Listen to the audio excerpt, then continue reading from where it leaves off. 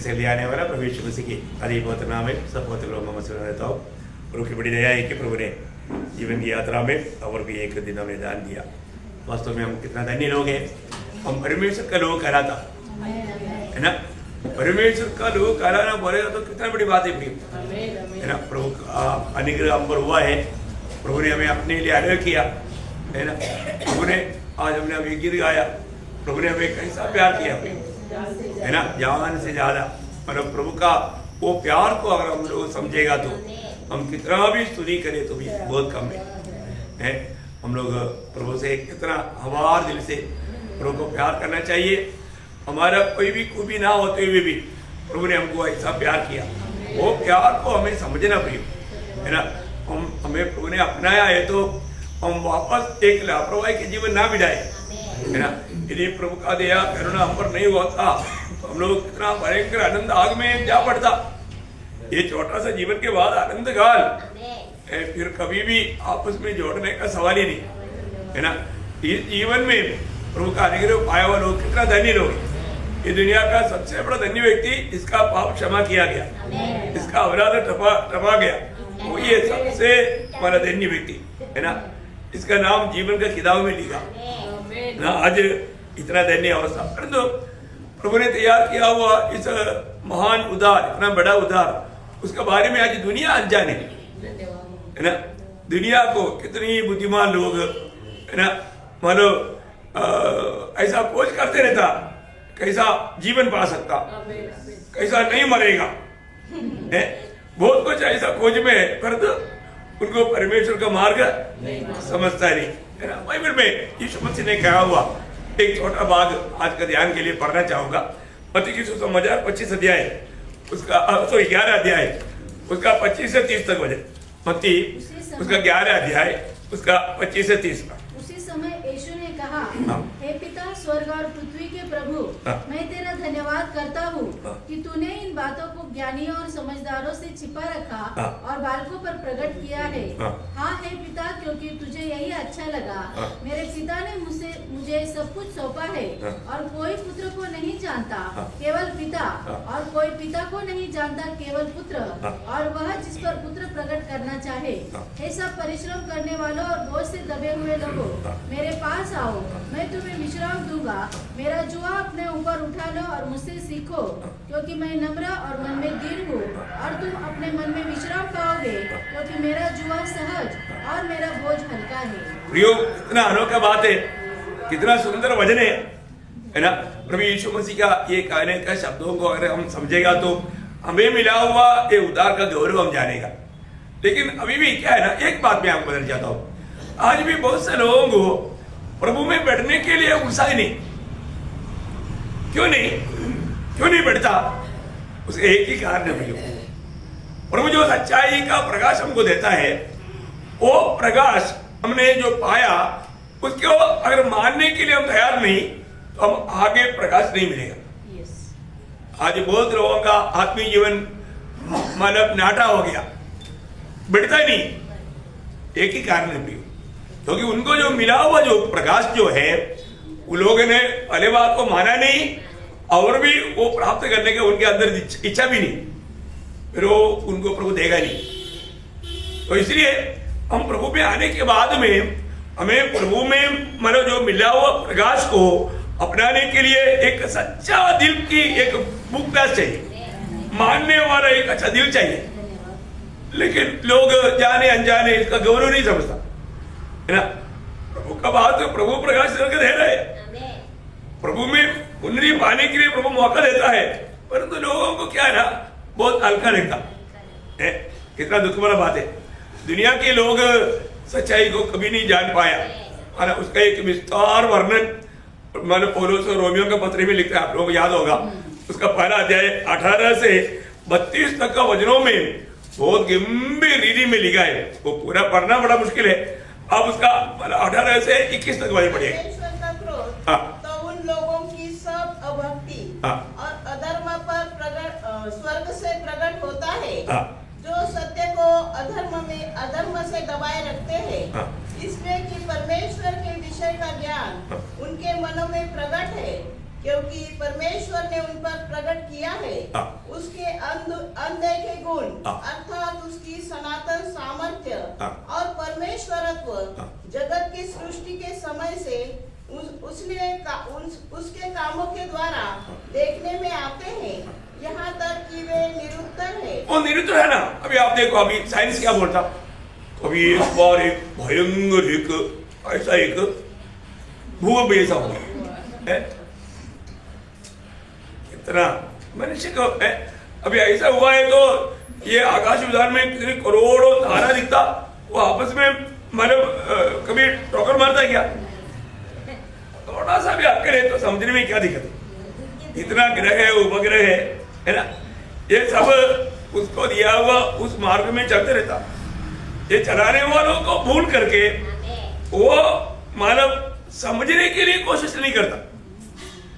एक सुबेरे में उठ कर आया, मैंने देखा एक बाइबल, कहां से आया? ऐसा होता है क्या? अरे कोई भी चीज है उसके पीछे एक सृष्टि करता है ना। वो सुबेरे उठ कर आया, ऐसा एक मोबाइल कहां से आया भाई? आप देखो ना, मैंने ये सोच तक उनको मैंने शैतान ने कैसा अंधा कर दिया। समझता नहीं, समझदार नहीं, पर जो प्रभु ने हमारे समझ खोल दिया। नहीं तो वो सृष्टिकर्ता प्रभु को हम लोग नहीं जानना था। ये दुनिया में ऐसे कोई ग्रंथ नहीं, ये उत्पत्ति कहां से हुआ? तो बाइबल बोलता है परमेश्वर ने आदि में देखा स्वर्गों को और पृथ्वी को बनाया। ये सच्चाई मानने के लिए वो तैयार नहीं, इसलिए वो लोगों का अवस्था क्या बोलते आगे? इस कारण की परमेश्वर को जानने पर भी उन्होंने परमेश्वर के योग्य बढ़ाई और धन्यवाद न किया, परंतु व्यर्थ विचार करने लगे, यहाँ तक कि उनका निर्बुद्धि मन अंधेरा हो गया। वे अपने आप को बुद्धिमान जताकर मूर्ख बन गए और अविनाशी परमेश्वर की महिमा को नाशवान मनुष्य और पक्षियों और चौपाइयों और रेंगने वाले जंतुओं की मूर्त की समानता में बदल डाला। देखा कितना, देखा वो लोग मूर्ख बन गया उसकी ज्ञान के सहारे में। जो अपने ज्ञान के सहारे में जाता है वो मूर्ख बनता है, वो मूर्ख बन गया है ना। इसलिए लोग बोलते हैं ना परमेश्वर है ही नहीं। कौन बोलता? उसको एक नाम दिया मूर्ख है, मूर्ख। कौन बोलता? परमेश्वर बोलता। अब देखो प्रियो है ना, दुनिया में कितना भी ज्ञान पाया और जो परमेश्वर का वचन को अगर मानव सही नहीं समझेगा तो गया हो है ना। इसलिए ऐसा लोग सत्य को ना जाने, प्रभु ने उनको क्या कर दिया? उसमें 3 प्रयोग अध्याय में उसका 24 हो जाए। इस कारण परमेश्वर ने उन्हें उनके मन की अभिलाषाओं के अनुसार, देखा, उनकी मन की अभिलाषाओं के अनुसार अशुद्धता के लिए छोड़ दिया। प्रभु ने छोड़ दिया। ओह, प्रभु छोड़ दिया तो क्या होगा? आप देखो प्रियो है ना, प्रभु ने उनको छोड़ दिया है ना, उसका 26 हो जाए। इसलिए परमेश्वर ने उन्हें नीच कामनाओं के वश में छोड़ दिया। देखा, नीच कामनाओं का वश में उनको छोड़ दिया, उसका 28 हो जाए।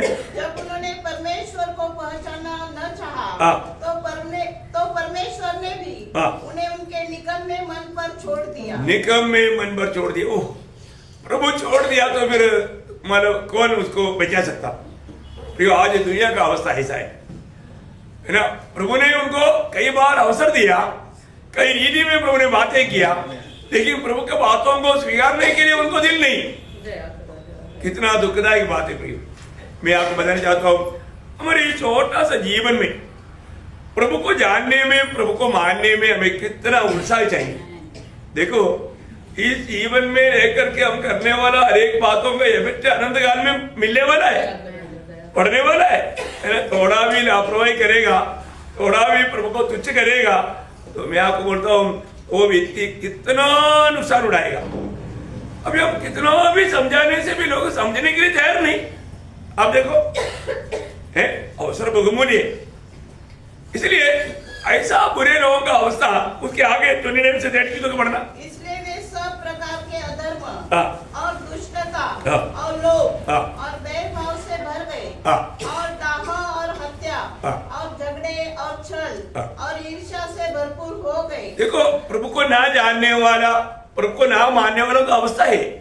और आगे और चुगलखोर, हाँ। बदनाम करने वाले, हाँ। परमेश्वर से घृणा करने वाले, हाँ। दूसरों का अनादर करने वाले, हाँ। अभिमानी, हाँ। दिंगमान, हाँ। बुरी बुरी बातों के बनाने वाले, हाँ। माता पिता की आज्ञा न मानने वाले, हाँ। निर्बुद्धि, हाँ। विश्वासघाती, हाँ। माया रहित हाँ। और निर्दय हो गए। हाँ। वे तो परमेश्वर की यह विधि जानते हैं हाँ। कि ऐसे ऐसे काम करने वाले मृत्यु के दंड के योग्य है। हाँ। तो भी न केवल आप ही ऐसे काम करते हैं, हाँ। वरन करने वालों से प्रसन्न भी होते हैं। आज वो दुनिया का अवस्था ऐसे है ना। आप देखो बुरे बुरे काम करने वालों को दुनिया चाहता, उनके साथ संगति करना उनको अच्छा लगता और उनकी प्रशंसा करता, उनका तारीफ करता है ना।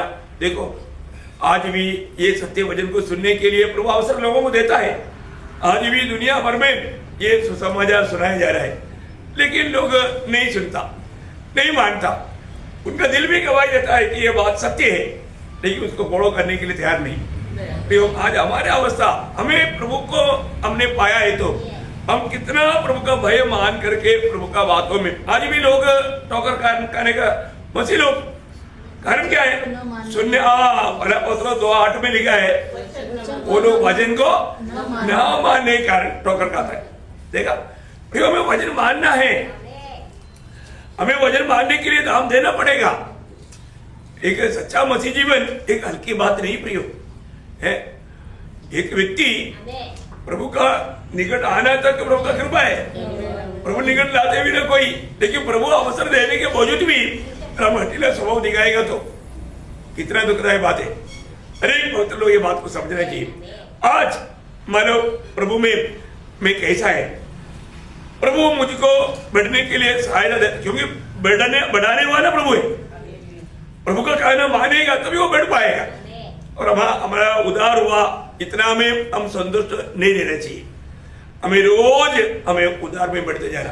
प्रभु का ज्ञान अभी आपको मालूम है, इसलिए ना एक सच्चा मसीह व्यक्ति जो प्रभु में आने के बाद में किसी प्रकार भी अपना समझ के सहारा कभी नहीं लेना। स्वर्ग राज्य का योग्य लोगों का एक खूबी, जब मत्ती 18 अध्याय का 3 वचन, मत्ती 18 अध्याय का 3 वचन, और कहा मैं तुमसे सच कहता हूँ कि जब तक तुम न फिरो और बालकों के समान न बनो, तुम स्वर्ग के राज्य में प्रवेश करने नहीं पाओगे। देखा, इसका मतलब क्या है? हमको रोज वो बालक की अवस्था होना, बालक की अवस्था का मतलब बालक हमेशा उनका एक बात उनका दिल में कपड़ा नहीं, और दूसरा दूसरे के सहारे बिना वो जी नहीं सकता, कुछ कर नहीं सकता। उसको खाना चाहिए तो मम्मी मम्मी मेरे को खाना दो ना, दूसरे के ऊपर निर्भर रहता। मैं खुद भी खाना बकर के खाऊंगा ऐसा बोल सकता नहीं, बच्चा है उसे नहीं होता। मैं मेहनत करके कमा करके खाऊंगा ऐसे बोलेंगे, नहीं बोलेगा। उसको खुद में थोड़ा भी मतलब आश्रय नहीं, वो हमेशा दूसरे पर आश्रय करता। इसलिए हमारे जीवन में हम हर बात में प्रभु में भरोसा करने वाला होना चाहिए, हम प्रभु का शरणागत होना चाहिए। और ऐसे नहीं है तो धीरे धीरे वो व्यक्ति घमंडी होकर के प्रभु से दूर जा सकता है ना। आज कितनी लोग अज्ञानता के कारण है ना, शैतान की धोखा, आज सुनाए जाने वाले वचन को तक कितनी लोग पूरा दिल से वो समझ पाता है, नहीं समझ पाता। हमें वो बात को समझना चाहिए। मैं आपको बताना चाहता हूँ, मतलब एक बच्चा बोलेगा तो इधर आओ बोलेगा तो मानेगा, वो दौड़ कराएगा। बच्चे को मतलब कोई भी बात को वो मतलब ना मानने वाला एक अवस्था ये है। इसलिए ऐसा लोगों को ही प्रभु प्रकाशन देता, प्रभु के आत्मा का बातों को मानने वाला बनना। आज भी नए जन्म पाने के बाद में भी आत्मा के अनुसार नहीं चल रहा। जब पहला कुरिन्दी उसका 2 अध्याय उसका 7 से 10 वजह पर, यहाँ तक कि किसी नहीं, पहला कुरिन्दी 2 अध्याय 7 से 10। परंतु हम परमेश्वर का वह गुप्त ज्ञान वेद की रीति पर बताते हैं, जिसे परमेश्वर ने सनातन से हमारी महिमा के लिए ठहराया, जिसे इस संसार के हाकिमों में से किसी ने नहीं जाना। देखा, संसार के हाकिमों में से किसी ने भी प्रभु का वो बातें को नहीं जाना। क्योंकि यदि वे जानते तो तेजोमय प्रभु को क्रूस पर न चढ़ाते, परंतु जैसा लिखा है, जो बातें आँख ने नहीं देखी और कान ने नहीं सुनी और जो बातें मनुष्य के चित्त में नहीं चढ़ी, वे ही है जो परमेश्वर ने अपने प्रेम रखने वालों के लिए तैयार की है। परंतु परमेश्वर उनको अपने आत्मा के द्वारा हम पर प्रकट किया। देखो प्रियो, हमें एक बात है, स्वर्गीय बातों को जानने के लिए प्रभु ने हमें अपने आत्मा दे करके आत्मा के द्वारा उसका प्रकाशन दिया। उसका 12 वचन में पढ़िएगा। परंतु हमने संसार की आत्मा नहीं, परंतु वह आत्मा पाया है जो परमेश्वर की ओर से है, कि हम उन बातों को जाने। प्रियो, प्रभु की ओर से जो हमें जो आत्मा मिला वो संसार की आत्मा नहीं पाया। हमने कौन सी आत्मा पाया, आज हम कौन सी आत्मा का अधीन है, ये बात को जानना। एक उद्धार पाने का अर्थ कितना गहरा है प्रियो, है ना। प्रभु ने हमें अपने लिए अलग किया है, तो उसी समय में प्रभु ने हमको आत्मा की छाप दे दिया, है ना। मतलब आत्मा के द्वारा प्रभु ने हमें उसका शरीर का एक अंग बनाया। ओ वास्तव में मसीह जीवन का वो चित्र, मतलब जब शाऊल मंडली को सजाया तो यीशु मसीह को बोलता है, तो मुझे क्यों सजाता, तू मेरे हाथ को क्यों मारता, ऐसे नहीं बोला। मेरे पाँव में क्यों पत्थर मारा, ऐसे नहीं बोला। तो मुझे देखा, मतलब मंडली का एक एक सदस्य है, प्रभु के लिए कितना प्यारा है, ये बात को समझना भी। प्रभु बोलते तू मुझको सताता है ना। हमारा स्थान कहीं भी क्यों ना हो, पर तो प्रभु का लोगों को चुना बोलेगा तो प्रभु को चुना है। देखा, ये बात प्रभु के आत्मा में पवित्र आत्मा का बपतिस्मा पाकर के प्रभु का शरीर में जोड़ा हुआ हर एक लोगों का अनुभव है। उनके लिए प्रभु विरोधियों को पूछता है। मैं सोचता हूँ सही प्रकार प्रभु में आने के बाद में मैं कौन हूँ। रोज सुबह उठने के बाद में हम लोग स्वयं मतलब ये बात को ये करना चाहिए, प्रभु आपने मुझे अपना बेटा बनाया या बेटी बनाया, आज दुनिया में आपके लिए मुझे पवित्र जन बनाया, आपके लिए मुझे याजक बनाया, मुझे भविष्यवक्ता बनाया, आपका गवाह बनने के लिए आपने मुझको नियुक्त किया।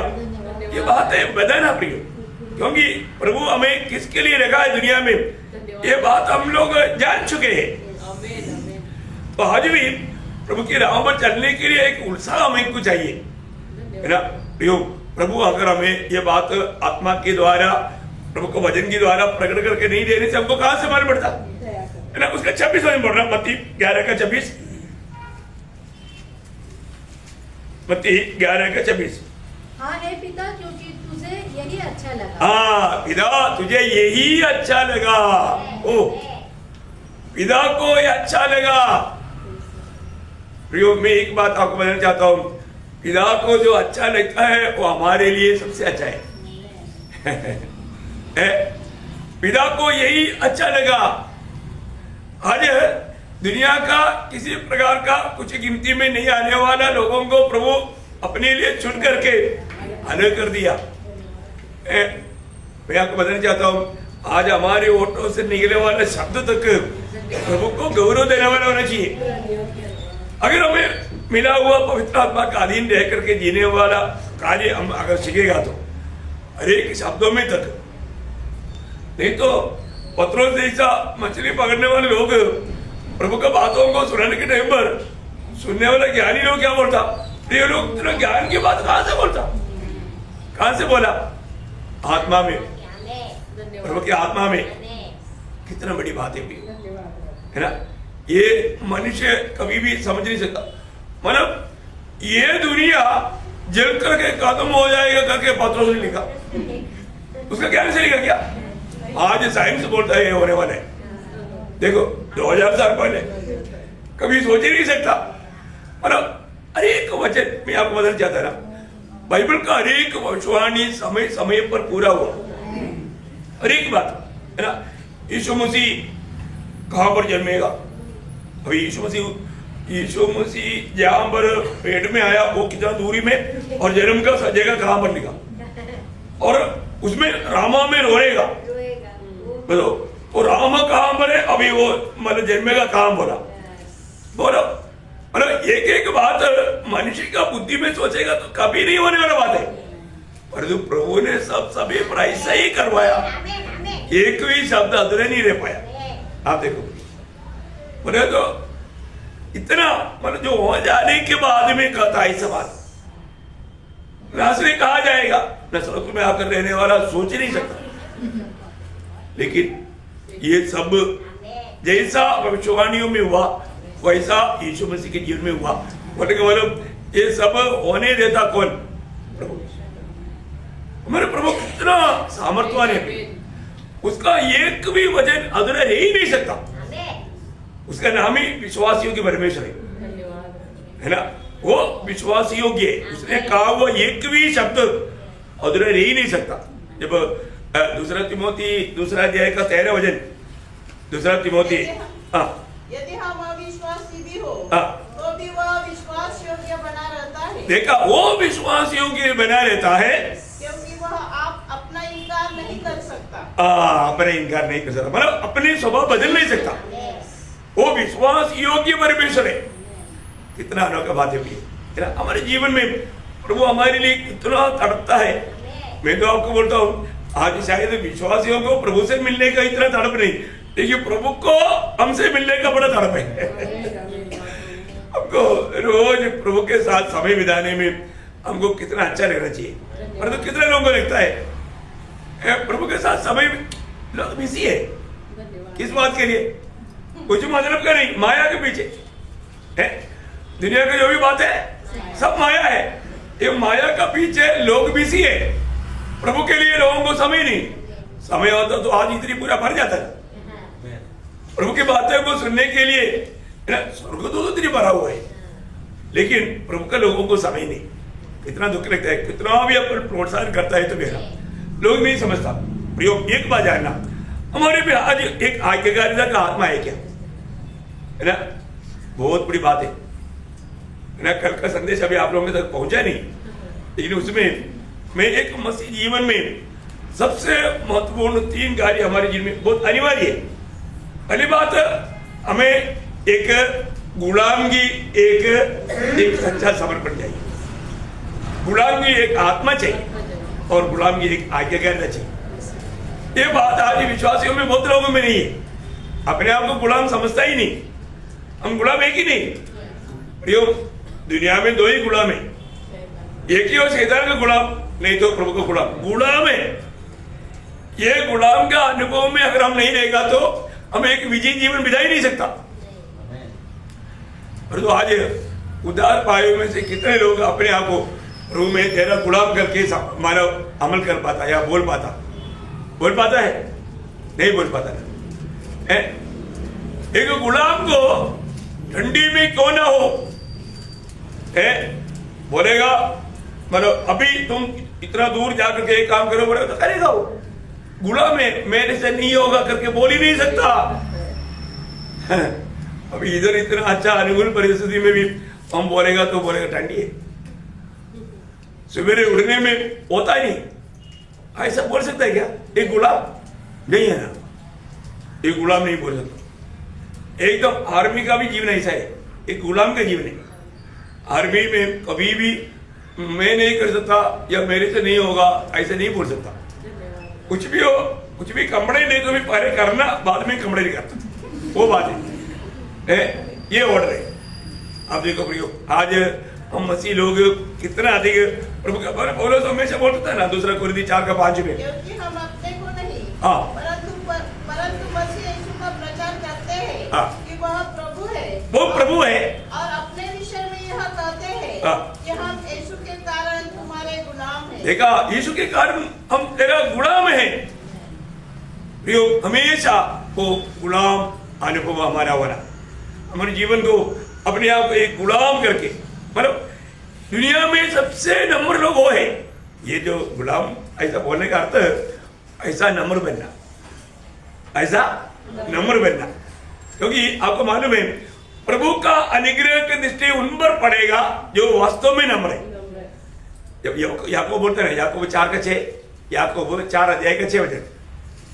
लॉर्ड जीसस वह तो और भी अनुग्रह देता है। हाँ। इस कारण ये लिखा है कि परमेश्वर अभिमानियों को विरोध करता है, अभिमानियों का विरोध करता है, दीनों पर अनुग्रह करता है। दीनों पर अनुग्रह करता है। देखा, किस पर अनुग्रह करेगा? दीनों पर। प्रियो, अभी हम लोग अपने आप को परखना है कि मैं दीन है क्या, प्रभु का दृष्टि में मैं दीन है क्या, मैं प्रभु की उपस्थिति में आकर के अपने आप को नम्र और दीन कर पाता है क्या? आजकल लोग गलती भी करता है तो गलती कबूल करने के लिए तक तो लोगों को मानो तैयार नहीं, उतना नम्रता ही नहीं। आजकल आप देखो, कोई गलती किया, आजकल लोग सॉरी बोलता है क्या? कोई सॉरी नहीं बोलता। मैं क्यों सॉरी बोलूं? घमंड है। हर एक दिन हमें अपने जीवन को परखना पड़ेगा। एक नम्र व्यक्ति है तो वो व्यक्ति रोज का जीवन को परखेगा। मेरे जीवन से मुझे इतना प्यार करके मुझको बचाए हुआ प्रभु का दिल को मैंने किसी प्रकार भी दुख दिया है क्या? ये बात को परखना पड़ेगा। एक सच्चा भक्त ये परखेगा और हमारे दिल में ऐसे गवाही हुआ तुरंत वो कबूल करेगा, टूट फूट कर रो करके प्रभु से विनती करेगा, कभी भी छिपाने का कोशिश नहीं करेगा। हमारे जीवन में प्रभु को दुख देने वाला कोई भी बात हमारे जीवन में प्रभु के आत्मा ने प्रकाशित किया तो तुरंत कबूल करने के लिए और उसको छोड़ने के लिए तैयार रहना चाहिए। ये कब होगा? सही प्रकार प्रभु का भाई मानता है तो। भाई का मतलब आदर के साथ सम्मान। ये दोनों वचन मिलकर के पढ़ने के लिए देने वाले एक वचन है, नीति वचन उसका 28 अध्याय का 13 और 14 वचन। नीति वचन उसका 28 अध्याय का 13-14। अपराध छिपा रखता है, उसका कार्य सफल नहीं होता, परंतु जो उनको मान लेता और छोड़ भी देता है उस पर दया की जाएगी। देखा, जो मान लेता और छोड़ भी देता उस पर दया किया जाएगा। जो मनुष्य निरंतर प्रभु का भय मानता रहता है वो धन्य है। देखा, प्रभु का निरंतर भय मानते रहता वो धन्य है। परंतु जो अपना मन कठोर कर लेता है वो विपत्ति में पड़ता है। विपत्ति में पड़ेगा। प्रियो, आज बहुत से लोग कई प्रकार की विपत्ति में पड़ने का कारण क्या है कि उनको प्रभु का भय मानने वाला दिल नहीं है। वो अपने ऊपर डिपेंड होकर के मनमानी का काम करता। ऐसा नहीं प्रियो, हर बात में प्रभु का सहारा लेकर, प्रभु का भय मानकर, प्रभु को सम्मान मिलना चाहिए उस लक्ष्य में। अभी हम सबको मालूम है हमारे जीवन में हम कष्ट के लिए नियुक्त किया हुए लोग हैं, परंतु थोड़ा भी कष्ट आने वाला करके मालूम पड़ेगा तो अभी से प्रार्थना करेगा, प्रभु ऐसे कष्टों को हमारे जीवन में होने ना दो। ये कष्ट प्रभु क्यों देता? हमें तोड़ने के लिए। इसलिए तोड़ने के लिए, क्योंकि प्रभु हमें बनाना चाहता। हम प्रभु के अनुरूप बनना है तो हमें तोड़ना ही पड़ेगा, बिना तोड़कर होगा ही नहीं। आपको ये जानना, प्रभु में आने के बाद में कोई सोचेगा नहीं नहीं नहीं मेरे को तकलीफ मत दो प्रभु। मसीह जीवन हो सकता है क्या? कभी नहीं हो सकता। प्रभु में चुनौती पाया है तो प्रभु जरूर आपको अपने हाथ में लेकर तोड़ेगा, तोड़ेगा। धर्मी जनों को कितना कष्ट है। जब भजन संहिता 34 का 18 वचन में क्या लिखा है? भजन संहिता 34 अध्याय का 18 वचन।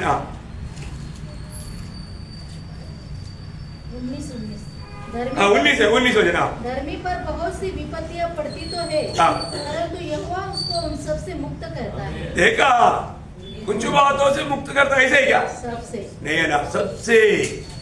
देखा प्रियो, ये सारे कष्टों में होकर के हमको चलना पड़ेगा है। देखो, बहुत अद्भुत बात है प्रियो, परंतु एक भक्त को कष्ट आ गया बोल करके वो टेंशन नहीं लेता। ये सोचता ना, मतलब ये जो सच में इसका गौरव जानेगा तो हम लोग उसके लिए एक समर्पण करेगा। क्योंकि आपको मालूम है पौलुस का निर्णय क्या है? मैं उसका कष्ट का, उसकी गहराई को भी जानूं, ना फिलिपियों में 3 अध्याय में एक प्रयोग है, उसका 10-11 वचन में। ताकि मैं उसको उसको और उसके मृत्युंजय की सामर्थ को और उसके साथ दुखों में सहभागी होने के मर्म को जानूं। देखा, उसके साथ दुखों में भी अगुवाई होने का मर्म को जानूं। ओ वास्तव में प्रियो, ये चाहत करने वाला कितना पवित्र लोग है, बताओ। कभी ये वचन को कभी ध्यान किया है? हम लोग हमेशा हर प्रकार का दुखों से दूर भागने के लिए चाहता। प्रियो, प्रभु की खातिर जब दुख का अवसर आता है, कष्ट का अवसर आता है, प्रतिकूल का अवसर आता है, घबराना नहीं, डरना नहीं, भागना नहीं, उसी में होकर चलना। प्रियो देखो, और उस बोलता है मैं उसका उस दुख के उन भेदों को भी जानूं, मैं इसलिए वो दुखों में उतरना चाहता हूं। देखा, और उतरा है कि नहीं? उतरा ना। देखो प्रभु ने कैसा कैसा उसको कष्ट का काई में उतारा। आप देखो कि है ना, हमारे जीवन में मतलब हर एक लोग कष्ट आएगा तो मैं बर्बाद हो जाएगा। अरे कष्ट आएगा तो अभी हम बनाया जाएगा,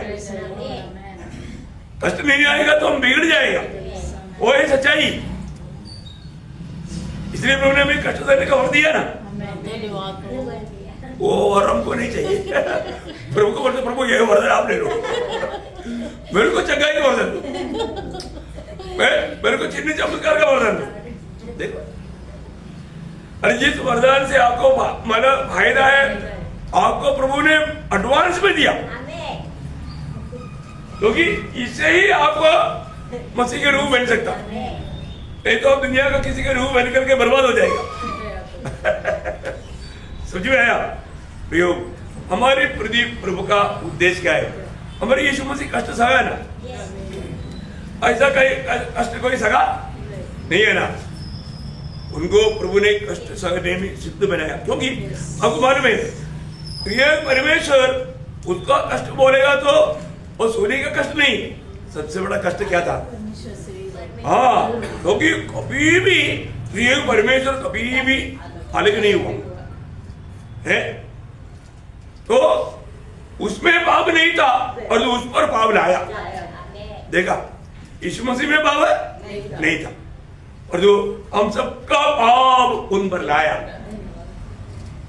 वो वास्तव में उस समय में पवित्र आत्मा भी अलग हो गया, पिता भी अलग हो गया। कैसे सही? एक क्षण के लिए, एक सेकंड के लिए अलग होना बोलेगा तो वो बहुत वेदना की बात है। इतना भयंकर वेदना प्रभु को सहना। आप देखिए, मतलब जो नरक का आनंद काल का अगुवाई का वो नरकीय वेदना भी प्रभु ने इस सूली पर अनुभव किया हमारे खातिर। वास्तव में ना, प्रभु हमको कितना प्यार करता है, हमारे लिए प्रभु ने क्या नहीं किया ये सोचना चाहिए। और उसका भेद अगर प्रभु हमें प्रकट करके देगा तो एक्चुअली क्या है कि दुनिया को प्रभु के बारे में ज्ञान नहीं है, लेकिन हम प्रभु में आने के बाद हमें प्रभु को जानने में कितना उत्साही बनना चाहिए है? कितना हमें इच्छा चाहिए मैं मतलब प्रभु को जानूं। मैंने जिस पर विश्वास किया मैं उसको जानता हूँ, पौलुस बोलता, मैं उसको जानता हूँ। आज भी बहुत लोगों का बात क्या है, मैंने किस पर विश्वास किया अभी तक नहीं जाना है, वो जानकारी का वो मार्ग में गए नहीं।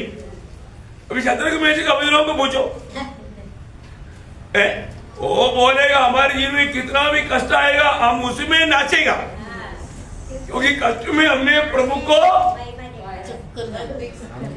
कष्ट का समय में प्रभु हमारा वेट कर रहा है, आ जाओ ये कष्ट के जगह पर आ जाओ, मैं तुझे वहां पर मिलेगा। ऐसे ना शत्रु में से लोगों को आग में डाला तो यीशु मसीह बोलता है आ जा बेटे। देखो कैसे बात है। आप देखो वो आग में जाकर नहीं गिरा, प्रभु का हाथ में गिरा, वो है ओरिजिनल बात। ये कष्ट में दिखने वालों को कष्ट है, पर दो अनुभव में आने वालों को मजा है। बंधन खुल गया और प्रभु यीशु मसीह के साथ गिला मिला करके कंधे पर कंधे में हाथ डाल के चल रहे हैं। अभी इससे बड़ा और क्या सौभाग्य था प्रियो।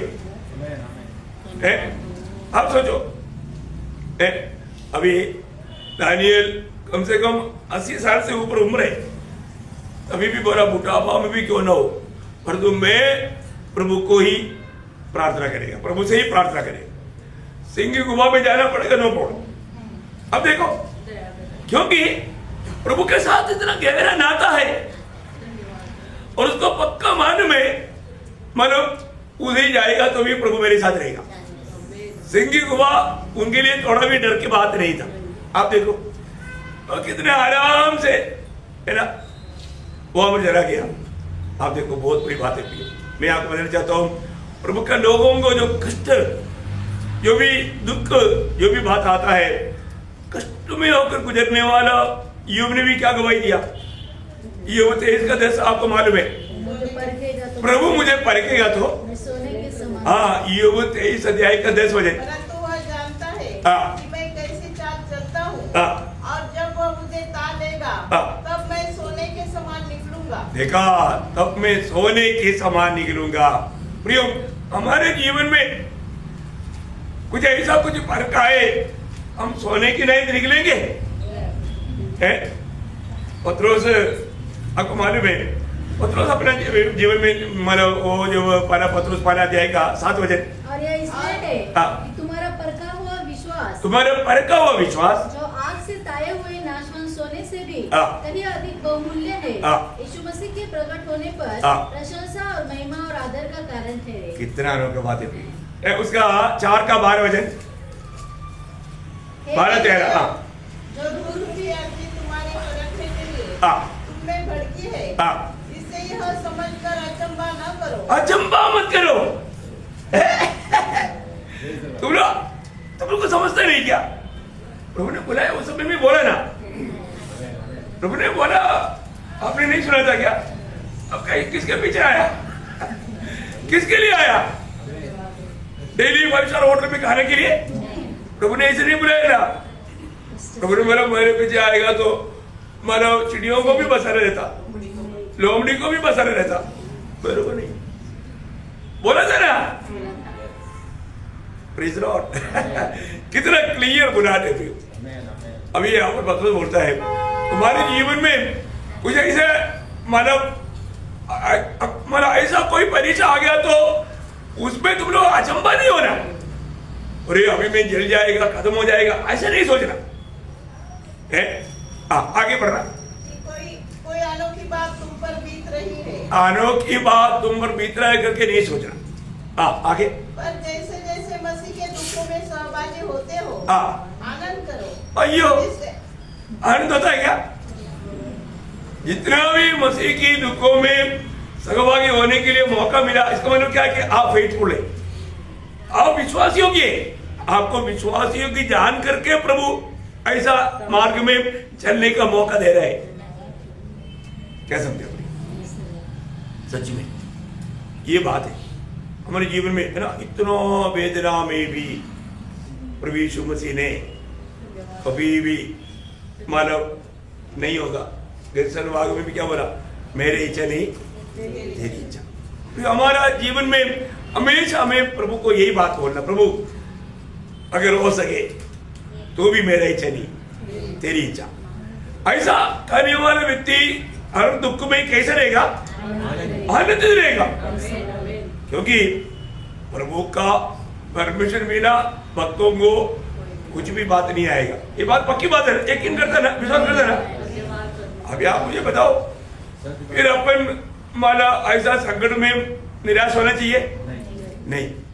या आप छोड़ना चाहिए? नहीं है ना प्रियो। हम उस समय में भी प्रभु का हाथ में है ना। प्रभु का दृष्टि हम पर है। अनगिनत विपत्ति आएगा तो भी एक भी विपत्ति हमको प्रभु पढ़ने नहीं देगा, एक भी विपत्ति हमें नुकसान नहीं करेगा। हाँ, प्रभु का जन है तो आपको कभी घबराने की जरूरत नहीं। और हमेशा प्रभु की इच्छा में बना रहने के लिए हमें कितना उत्साह चाहिए, है ना। आज इसलिए यीशु मसीह बोलता है, ये दुनिया के लोग इन बातों के बारे में नहीं समझते, और जो प्रभु अपने भक्तों को ये बात प्रकाशित करके दिया, वहां पर वापस मत्ती उसका 11 अध्याय का 27 वचन।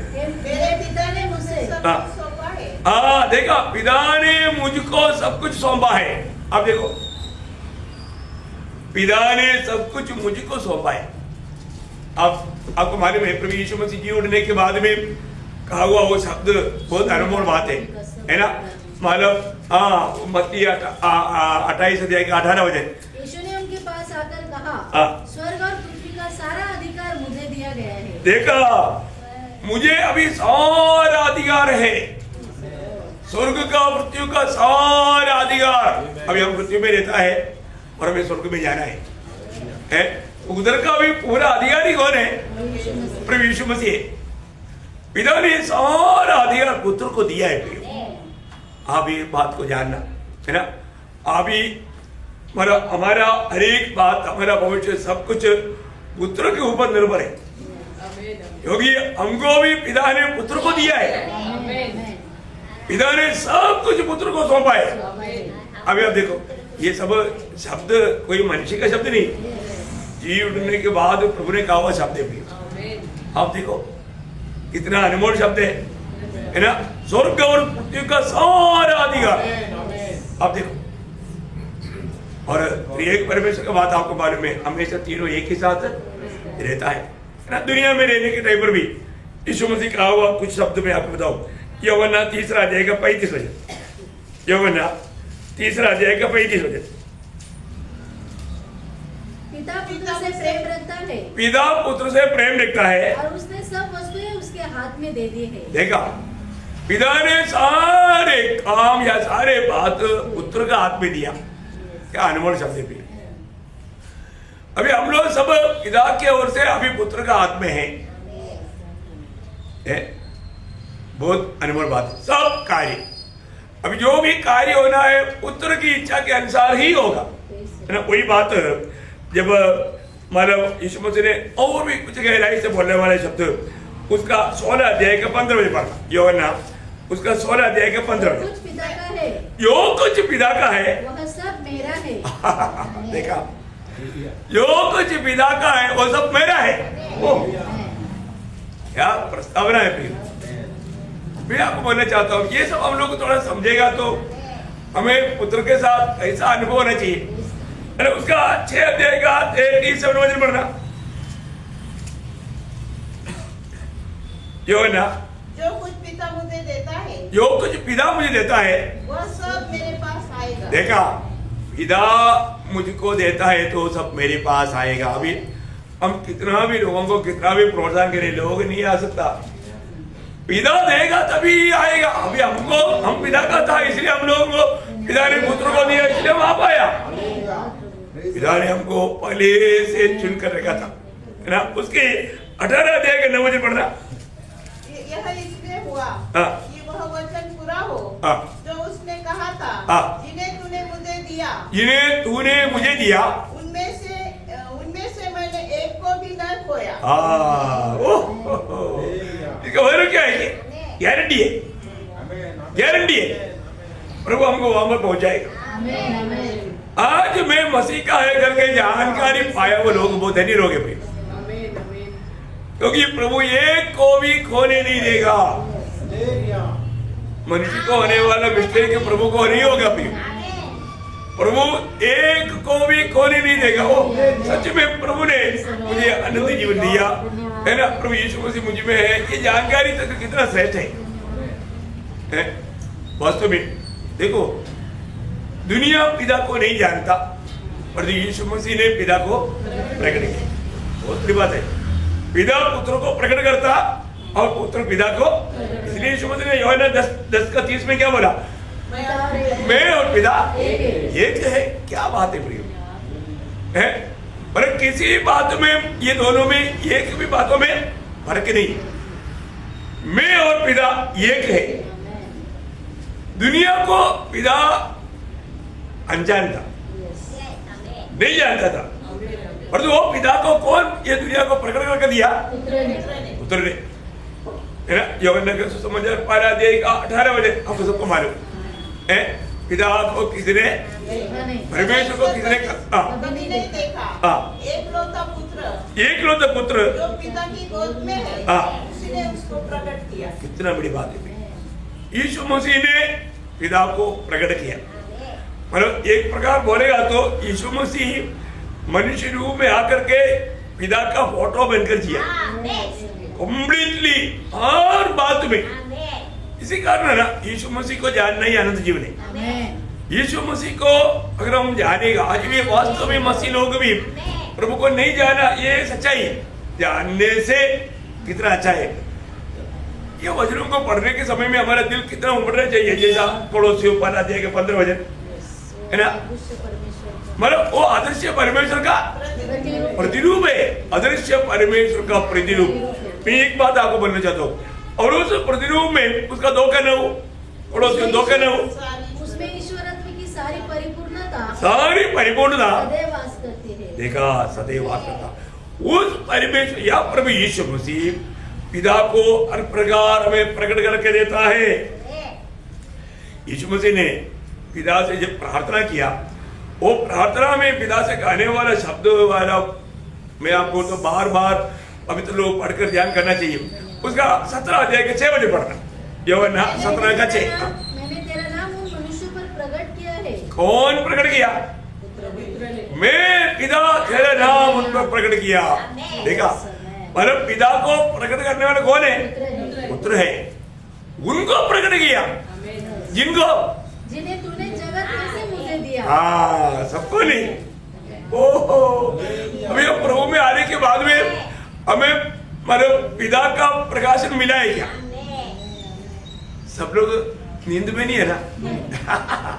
सुबेरे सुबेरे ठंडी है, नींद आने का खतरा नहीं था, लेकिन इसको सही रीति में समझना प्रियो।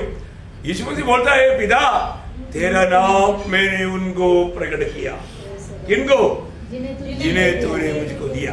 उसका आखिरी में भी वो बोलता है, वही 17 अध्याय का 26 वचन।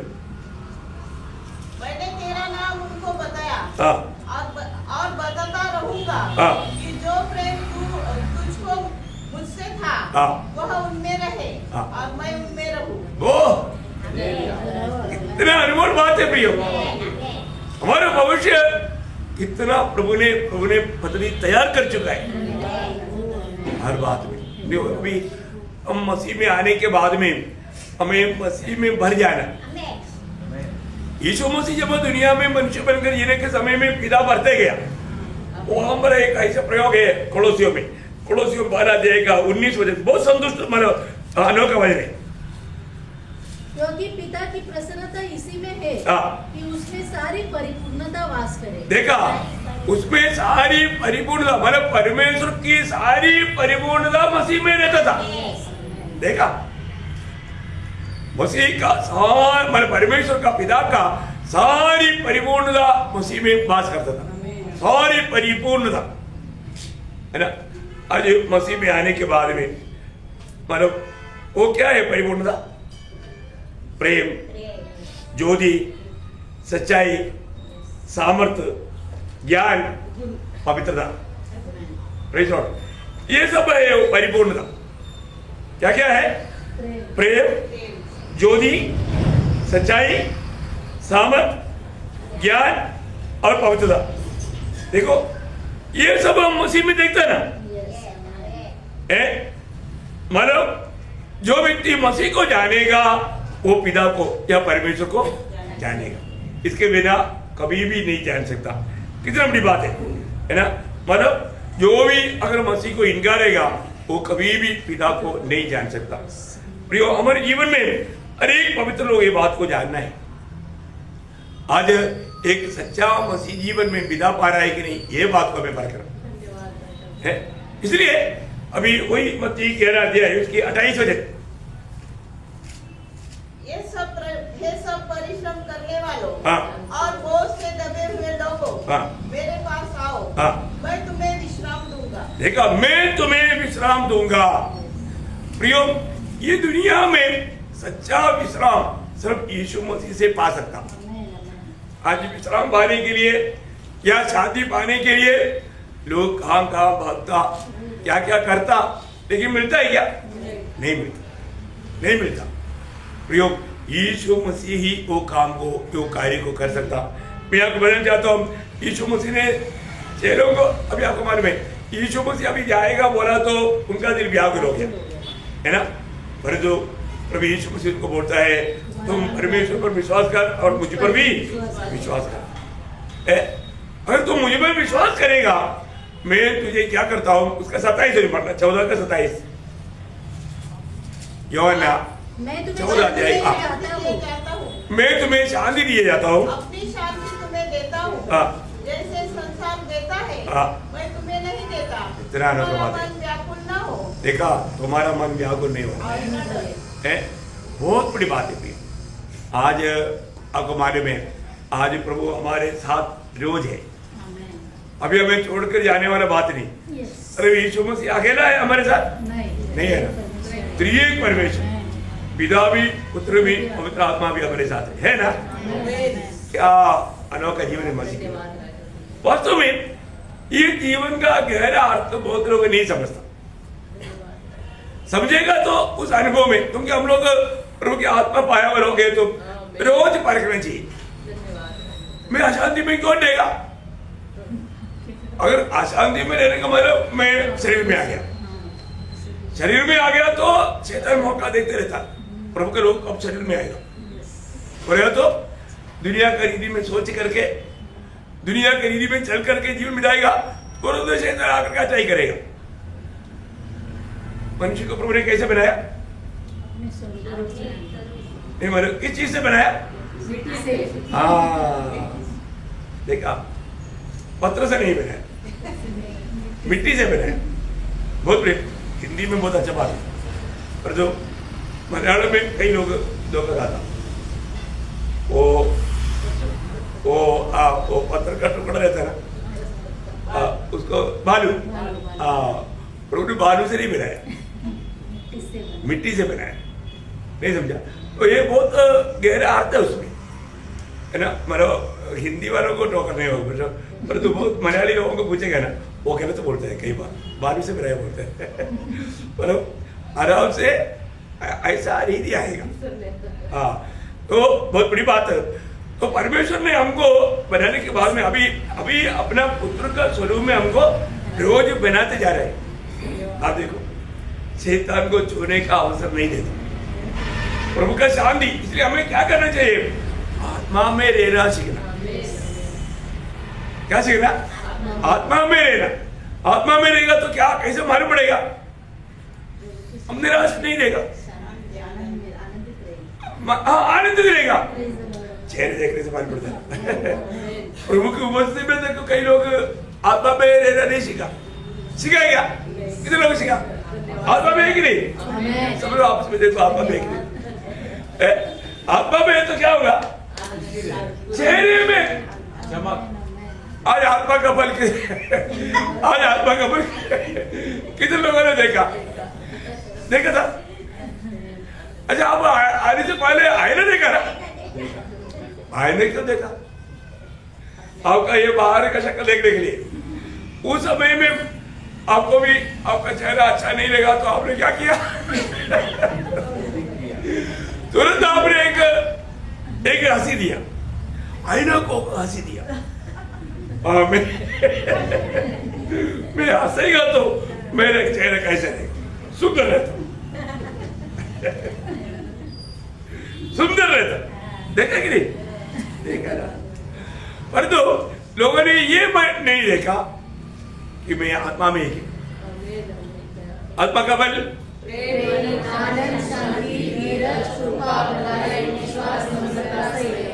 देखा तो तक यही समझा। परंतु अगर ये बात हमारे जीवन में नहीं तो क्या फायदा है? अभी भी मैं बहुत टेंशन में है। शादी नहीं, क्यों नहीं? आत्मा में नहीं। जब हम आत्मा में रहेगा तभी प्रभु हमको, मतलब पिता को प्रकट करके हम उस आनंद को ले पाएगा। तो ये बहुत बड़ी बात है।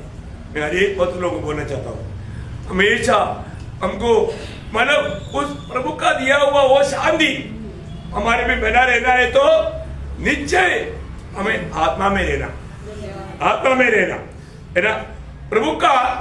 प्रभु से आया हुआ शांति वो दुनिया में कभी नहीं मिलेगा और हम कभी समझ नहीं पाएगा। जीवन में हमारे जीवन में कितना भी भयंकर समस्या आने दो, परंतु वो समस्या को भी पार करने का क्लियर व्यवस्था प्रभु ने हमें दिया है। आप कोई टेंशन लेकर के चलना प्रभु को बिल्कुल पसंद नहीं। प्रभु के लोग हमेशा प्रभु का दिया हुआ शांति में रहना चाहिए। प्रभु की इच्छा है। समस्या जरूर आएगा, जब तक हम शरीर में है, दुनिया में है, समस्या आएगा, लेकिन वो समस्या में हम लोग हमारे शांति टूट गया तो हमें वापस वो शांति मिलना है तो क्या करना चाहिए? किसी भी बात की चिंता, हाँ, फिलिपियों 4 अध्याय का 6-7 हो जाए। फिलिपियों 4 अध्याय से 6-7 हो जाए। किसी भी बात की चिंता मत करो, परंतु हर एक बात में तुम्हारे निवेदन, प्रार्थना और विनती के द्वारा धन्यवाद के साथ परमेश्वर के सम्मुख उपस्थित किए जाए। तब परमेश्वर की शांति जो सारी समझ से परे है तुम्हारे हृदय और तुम्हारे विचारों को मसीह यीशु में सुरक्षित रखेगी। देखा, सारे समझ से परे है, पर मनुष्य समझ नहीं सकता। कितना महान बात है प्रियो। मैं एक बात आपको बताना चाहता हूँ, हम प्रभु के लिए अलग केवल हो गए तो हमेशा वो स्वर्गीय आनंद और शांति के साथ हमारा जीवन होना चाहिए। प्रभु ने हमें दिया है प्रियो, प्रभु ने वो प्रबंध किया हमारे में, प्रभु ने हमें अपना आत्मा दिया है। उस आत्मा का अधीन देगा तो यह शांति हम हमेशा अनुभव कर पाएगा। प्रभु ने हमारे जाने से पहले चेलों को बोले कि पर यूहन्ना 16:33 में क्या बोला? दुनिया में तुझे क्लेश है तो भी मैंने जगत को जीत लिया, इसलिए मेरा शांति तुम्हें मिलते रहेगा। मेरा शांति प्रियो, दुनिया के कष्टों में, क्लेशों में, तकलीफों में घबराना नहीं। बहुत बड़ी बात है, बहुत बड़ी बात है। हमें अपने जीवन को पार करना चाहिए, है ना।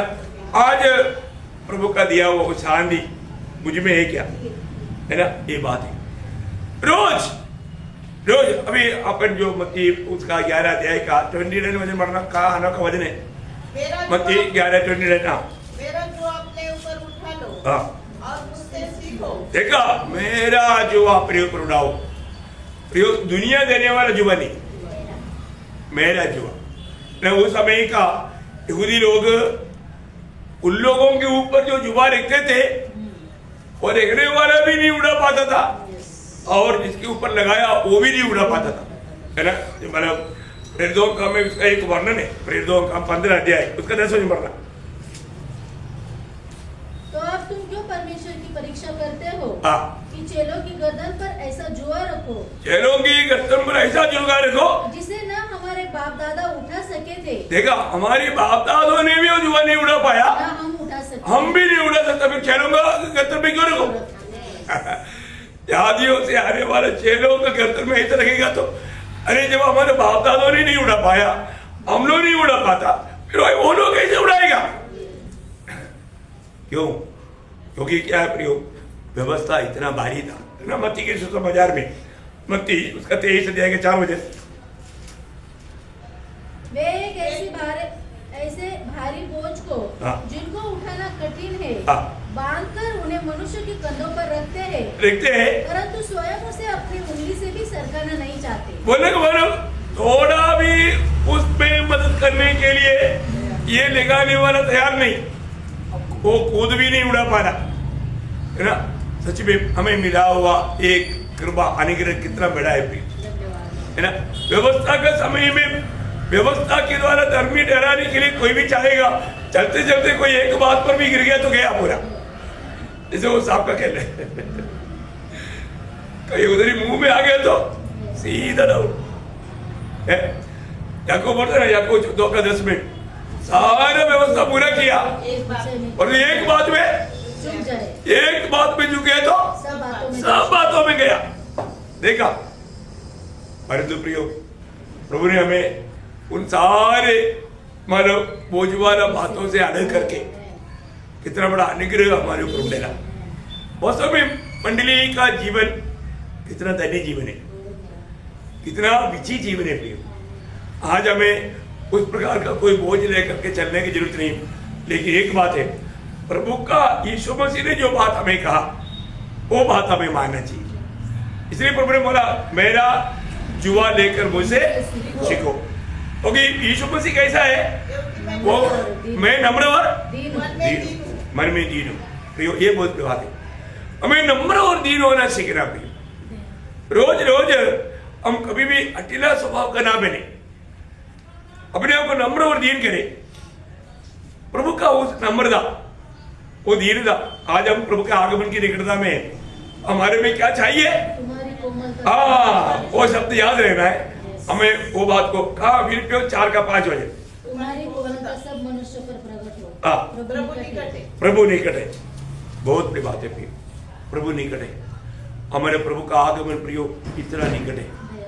हमें रोज रोज वास्तव में ना किसी प्रकार भी हम अपन भांडन करने वाला या झगड़ा करने वाला, मतलब एक दूसरे से कोई नफरत करने वाला नहीं बनना। हमारे दिल में ऐसा कोई बात आने नहीं देना।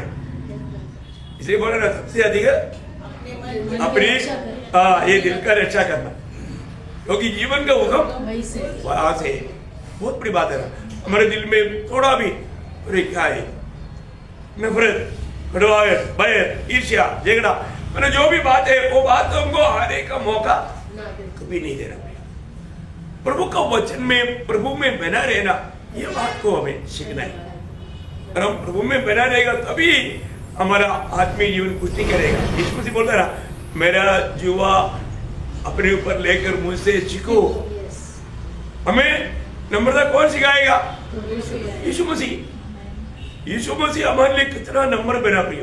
पौलुस दूसरा कुरिन्थी में बोलता है उसका 10 अध्याय का 15 वचन, दूसरा कुरिन्थी, जो तुम्हारे सामने दीन हो परंतु पीठ पीछे तुम्हारे और साहस करता हूँ, तुमको मसीह की नम्रता और कोमलता के कारण समझाता हूँ। देखा, मसीह की नम्रता और कोमलता के कारण समझाता हूँ। मसीह की नम्रता प्रिय, हमें मसीह के जैसा मतलब बहुत से पुत्रों को महिमा में लाना, ये पिता का योजना है। उसमें हमारा जीवन में हम लोग फॉलो करने वाला सबसे बड़ी बात है मसीह की नम्रता। अब देखिए एदन वाटिका में, मतलब एदन वाटिका में नहीं, सॉरी, अपना गेत्सेमनी वाटिका में, गेत्सेमनी वाटिका में पिता के सामने वो जा करके, कितना बड़ी बात है। आप लोग वचन पढ़ने के समय में आपके दिल में क्या अनुभव होता है ना? जब मत्ती 26 अध्याय उसका 39 वचन, फिर वह थोड़ा और आगे बढ़कर मुंह के बल गिरा और यह प्रार्थना की, हे मेरे पिता, यदि हो सके तो यह कटोरा उससे टल जाए, तो भी जैसा मैं चाहता हूँ वैसा नहीं, परंतु जैसा तू चाहता है वैसा ही हो। उसका 42 भी पढ़िएगा। फिर उसने दूसरी बार जाकर यह प्रार्थना की, हे मेरे पिता, यदि यह मेरे पिए बिना नहीं हट सकता है तो तेरी इच्छा पूरी हो। देखा, तेरी इच्छा पूरी हो। प्रियो, वास्तव में आज हमारे जीवन को हम परखेगा तो अधिकतर लोग सिर्फ उसकी अपनी इच्छा पूरा करने के लिए प्रार्थना में है। प्रभु का कितना भी निंदा होने तो कोई बात नहीं, मेरा काम कर दो प्रभु, है ना। और प्रार्थना में हमें आखिर में क्या बोलना चाहिए? प्रभु मैंने मांगा तो भी मेरी इच्छा नहीं, तेरी इच्छा। ऐसा है तो हम अपनी प्रार्थना में निराश हो सकता नहीं। आज बहुत लोग प्रार्थना में थक गए ना। क्यों थक गया? क्योंकि वो खुद की इच्छा पूरा करना चाहता। प्रभु ने क्या बोला? प्रार्थना में मत थको। लूका 18:1 में बोला ना, प्रार्थना करते हुए थकना नहीं। फिर हम थक गया। वो मित्र अचानक आधी रात को आया है, उसके लिए रोटी मांगने के लिए मित्र का घर में गया, मुझे 3 रोटी दे। वो क्या बोलता? मैं बच्चों के साथ अभी सोया हुआ है, मुझे डिस्टर्ब मत कर। लेकिन वहां पर एक प्रयोग है, वो लज्जा रहित होकर के क्या हो गया? उन्होंने शर्माई नहीं, लज्जित नहीं हुआ। मतलब उसका कहने से मालूम पड़ता है रोटी अंदर है, लेकिन रुकावट है कि उड़कर देने के लिए रुकौटे, लेकिन वो बोला तुझे देना पड़ेगा, मुझे अभी जरूरत है, मुझे अभी चाहिए, तुम मुझे उड़कर दो। अरे तुम मेरे को परेशान मत करो ना। नहीं, मैं परेशान करूंगा, तुझे उड़कर देना पड़ेगा। देखो, वो कुछ भी बोलो, मैं उड़कर जब तक नहीं जाता मैं खटखटाते रहेगा। अभी बच्चा भी उठ जाएगा ना, इसलिए अच्छा जल्दी उड़कर दे दो। वो बोलता है तुझे कितना चाहिए? 3 चाहिए, 30 चाहिए, कितना चाहिए? पूरा नौकरी ले जाओ। देखा, प्रभु बोलता है तुम लोग बुरा होकर के तुम लोग ऐसा देना चाहता है तो तुम्हारा स्वर्गीय पिता मांगने वालों को कितना अधिक नहीं देगा? देगा कि नहीं? अरे देगा ना। है हमारे प्रभु का वायदा को देखो, वो नीच न्यायाधिपति वो विधवा का बात नहीं सुना तो भी बोलता है कि आखिर में मेरा झपट मारने से पहले मैं देख कर देता हूँ। वो अधर्मी, वो अनीतिमान न्यायी ऐसे सोचता तो धर्मी परमेश्वर ऐसे नहीं प्रियो, वो ऐसा नहीं। पर जो फिर भी आप देखो हमारा प्रार्थना जीवन काम रहे, एक सही प्रार्थना जीवन बिता पा रहा है क्या? है ना। आज एक बहुत बड़ा, आज बहुत लोग है ना प्रभु से निराश है। प्रभु आप, मैंने आपको मांगा, आपने दिया नहीं। प्रभु कोई भी अच्छा बात नहीं छोड़ेगा, नहीं छोड़ेगा। फिर अच्छा नहीं था इसलिए दिया नहीं।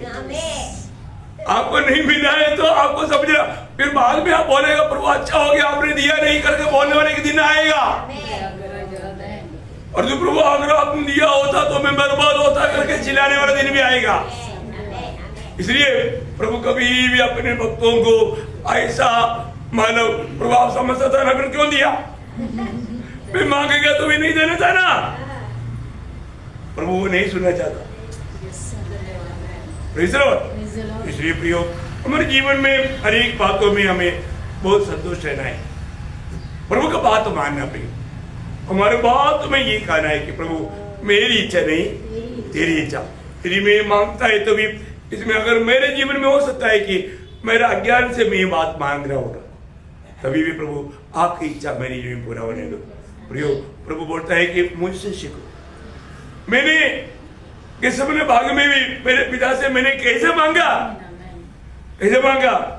पिता मेरी इच्छा नहीं तेरी इच्छा। प्रियो, हमारे भी जीवन में और प्रार्थना में आखिर में एक शब्द जोड़ना, क्या बोलना? प्रभु मेरी इच्छा नहीं तेरी इच्छा, क्योंकि तू मेरी भलाई चाहता। मैं नहीं जानता। अरे अभी कई लोग बोलेगा प्रभु मुझे नौकरी दो। प्रभु को मालूम है नौकरी देगा तो फिर मेरा उसी में आएगा ही नहीं। इसको ढूंढने के लिए अरबिन साहब को पार करके जाएगा तो उधर भी नहीं मिलेगा। इसलिए प्रभु नहीं देगा। फिर हम लोग क्या बोलेगा? प्रभु इतना पढ़ाई किया, ये सब कुछ किया, लेकिन मैं चाहने वाले जिंदगी में मुझे नौकरी क्यों नहीं? प्रभु बोलेगा तुमको कौन बोला ऐसे पढ़ाई करने के लिए? तू मुझसे सीखा नहीं, तू दुनिया से सीखा, और तू दुनिया के लिए चाहते हो, तू मेरे लिए नष्ट हो जाएगा। तू मेरे लिए नष्ट हो जाएगा, इसलिए मैं तुझे नहीं देगा। तुम कितना भी ढूंढेगा तो भी तुझे नहीं मिलेगा। मैं द्वार बंद करेगा, मैं बंद करेगा तो कितना भी ढूंढेगा तो भी खोलेगा नहीं, कहीं नहीं खोलेगा। कई लोग बोलेगा हाँ, जाने के बोलेगा नहीं, निराश करेगा। तो क्या होगा? प्रियो, प्रभु को बस्ती में नम्र बनो, प्रभु से सीखो, आनंद काल की तैयारी करो। ये छोटा सा जीवन प्रभु ने हमें किसने दिया? उस आनंद का तैयारी के लिए दिया। इसलिए कल से बढ़कर के हम प्रभु के आगमन की निकटता में है तो हमारा मसीह का गुण, मसीह का स्वभाव हम प्रकट करके ये छोटा जीवन बिताना। क्या करना? तुम्हारी कोमलता सब मनुष्यों में प्रकट हो। प्रियो, हमारा प्रभु आ रहा है, ये नहीं बोलना चाहिए अरे वो क्या है, बहुत गुंडा है ना, बदमाश है, धोखादार है, विश्वास योग्य नहीं, ऐसा कोई बात बोलने का, दुनिया ऐसा कोई बात कहने का अवसर नहीं बना है। बोलना चाहिए नहीं भाई, वो बहुत नम्र है, बहुत दीन है ना, बहुत कोमल है, ऐसा गवाही वो पा लिया ना, दुनिया में मिलने वाला सारा डिग्री से बढ़कर हो गया। Praise Lord. ऐसा प्रभु बोलेगा मोशा दुनिया में सारे लोगों में सबसे नम्र है। ओ मोशा को स्वर्ग में कितना बड़ा पदवी रहेगा प्रियो, आप देखो है ना। इसलिए और उसने भी अपने आप को ऐसा नम्र किया, स्वर्ग में कितना बड़ा पदवी मिलेगा है ना। आज का पीढ़ी में हमारा नंबर है, हम लोग कहाँ तक नंबर बन पाएगा। प्रभु से सीखना है तो प्रभु का नम्र और दीन, उस कोमल स्वभाव हमारे में है कि नहीं, ये बात को परखना पड़ेगा। इसलिए यीशु मसीह ने हमें पिता को प्रकट कर दिया, आज हमें मसीह को प्रकट करके ये दुनिया में जीने के लिए। वो हमारे एक शब्द लिखा पहला यूहन्ना 4:17 में, बहुत सुंदर बात है ना। पहला यूहन्ना 4:17 वचन का आखिरी बात, क्योंकि जैसा वह है वैसे ही संसार में हम भी है। देखा, यीशु मसीह संसार में जैसे था वैसा ही यीशु मसीह को बहुत मसीह लोगों को प्रभु ने दुनिया में रखा। कौन है ये उद्धार पाए लोग, मसीह को प्राप्त किया हुए लोग। मैं भी यीशु मसीह के जैसा जीने के लिए, यीशु मसीह को प्रकट करके जीने के लिए पिता ने मुझको यहाँ पर रखा है। ये बात का जानकारी कभी नहीं भूलना पड़ेगा, वैसा ही रखा है, ऐसा है तो ये बात को प्रकट करके जीना। तो मैं प्रभु को बहुत धन्यवाद देता हूँ। आज भी दुनिया वो बात को नहीं जानती, दुनिया हमको भी नहीं जानता। क्यों नहीं जानता? वो पहला यूहन्ना 3 अध्याय का पहला वचन की आखिरी में लिखा है, बस क्या सुंदर वचन है। इस कारण संसार हमें नहीं जानता, संसार हमें नहीं जानता, क्योंकि उसने उसे भी नहीं जाना। मतलब दुनिया ने परमेश्वर को नहीं जाना, यीशु मसीह को नहीं जाना, हमको भी नहीं जाना। अद्भुत बात है ना, क्योंकि ओरिजिनल क्रिश्चियन में बोलेगा तो दुनिया कोई नहीं मानेगा, बोलेगा हम रूढ़ी परंपरा से क्रिश्चियन, और हमारा चर्च देखो कितना बड़ा है, और नंबर्स देखो हजारों में, लाखों में, करोड़ों में है। तुम्हारा कल का बारिश में आया हुआ वो छोटा छाता है जैसा, क्या बोलते हो कौन,